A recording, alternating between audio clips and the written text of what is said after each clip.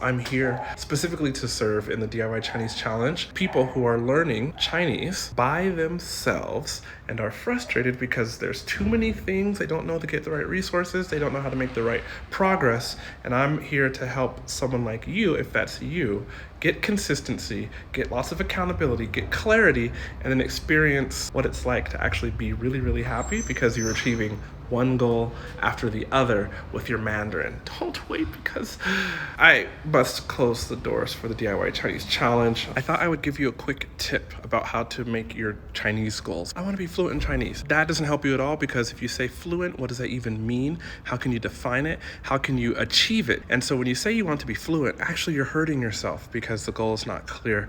Specify your goals: speaking, listening, reading, writing. Be very specific in those 4 areas what your goal is. This is what I would coach you through if you were inside of the DIY Chinese Challenge, and then your accountability partner would help you achieve those goals step by step.